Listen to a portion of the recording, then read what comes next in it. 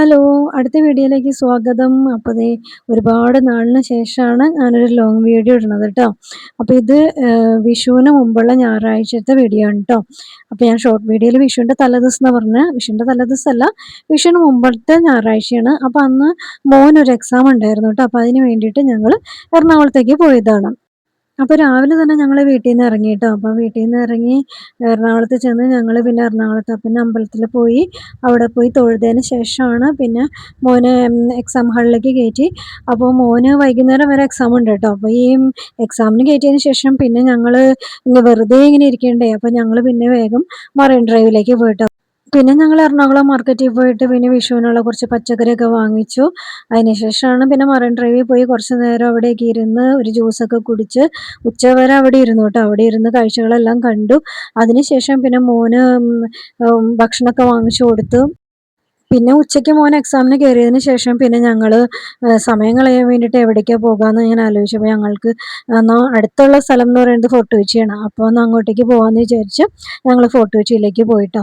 അപ്പോൾ പ്ലാനൊന്നും ചെയ്തിട്ടുണ്ടായിരുന്നില്ല, പെട്ടെന്നുള്ള ഒരു പോക്കായിരുന്നു. അപ്പോൾ ഞാനൊന്നും പോയിട്ടുണ്ടായിരുന്നില്ല കേട്ടോ. ഞാൻ ആദ്യമായിട്ടാണ് ഫോർട്ട് കൊച്ചിയിലൊക്കെ പോണത്. നട്ടുച്ച സമയമായിരുന്നു കേട്ടോ.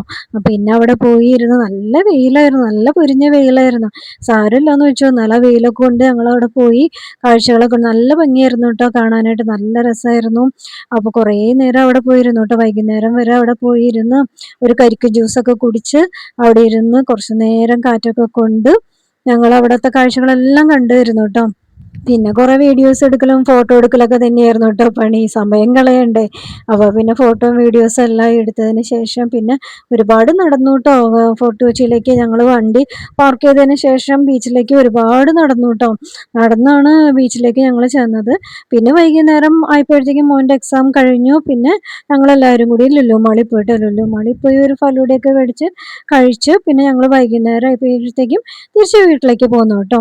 പിന്നെ ഇതെന്ന് പറയണത് വിഷുവിൻ്റെ തലേ ദിവസത്തെ വീഡിയോ ആണ് കേട്ടോ. അപ്പോൾ ഇത് പടക്കം പൊട്ടിക്കാനൊക്കെ ആയിട്ട് പിള്ളേരെല്ലാവരും കൂടി ഇരിക്കുന്നതാണ് കേട്ടോ. അപ്പോൾ വിഷുവിൻ്റെ തലേ ദിവസം ആയപ്പോഴത്തേക്കും അച്ഛനും ആങ്ങളെയും നാത്തൂനും പിള്ളേരെല്ലാവരും കൂടി വന്നിട്ടുണ്ടായിരുന്നു കേട്ടോ. അപ്പോൾ എല്ലാവരും കൂടി വന്നിട്ട് വൈകുന്നേരം ആയപ്പോൾ അവർ പടക്കം പൊട്ടിക്കാനും കമ്പിത്തിരി കത്തിക്കാനൊക്കെ ആയിട്ട് അവരിങ്ങനെ ഇരിക്കുന്നതാണ് കേട്ടോ.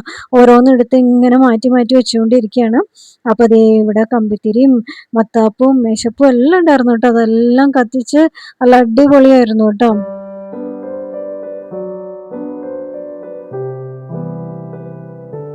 പിന്നെ പിറ്റേ ദിവസം വെളുപ്പിനായപ്പോഴത്തേക്കും വിഷുക്കണിയെല്ലാം കണ്ട് വിഷുക്കണിയൊക്കെ തലേ ദിവസം ഒരുക്കി വെച്ചിട്ടുണ്ടായിരുന്നു. രാവിലെ തന്നെ വിഷുക്കണിയെല്ലാം കണ്ടതിന് ശേഷം പിന്നെ ഞങ്ങൾ അമ്പലത്തിൽ പോയിട്ട് ഞാനും ചേട്ടനും കൂടിയും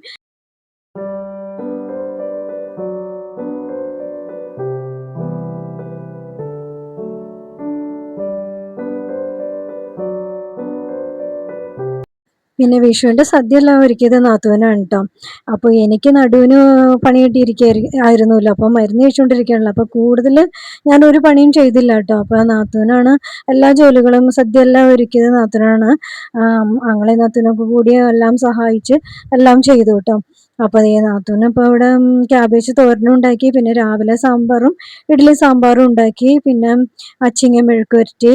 അപ്പോൾ ഞാൻ അനുചേട്ടനോട് പറയാറുന്നിട്ട് ഒരു വീഡിയോ എടുക്കുന്നത് ഞാൻ നോക്കി നിൽക്കാമെന്നും പറഞ്ഞുകൊണ്ട് ഒരു വീഡിയോ എടുത്തതാണ് കേട്ടോ.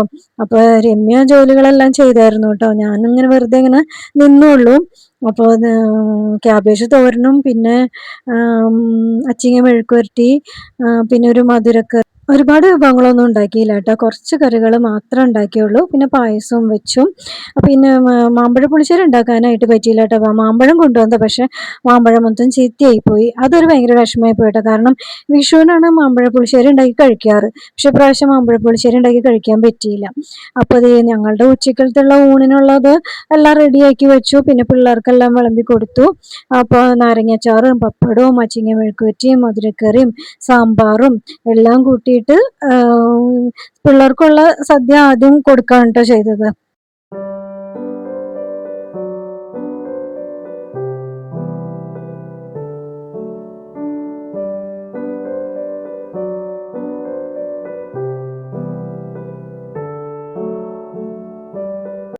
അപ്പോൾ ഇക്കൊല്ലത്തെ വിഷു കഴിഞ്ഞു. അപ്പോൾ ദേ നല്ല അടിപൊളി വിഷു ആയിരുന്നു ഇക്കൊല്ലം. അപ്പോൾ എല്ലാവർക്കും ഹാപ്പി വിഷു. അപ്പോൾ ഈ വീഡിയോ ഇത്രയേ ഉള്ളൂ. എല്ലാവർക്കും ബൈ.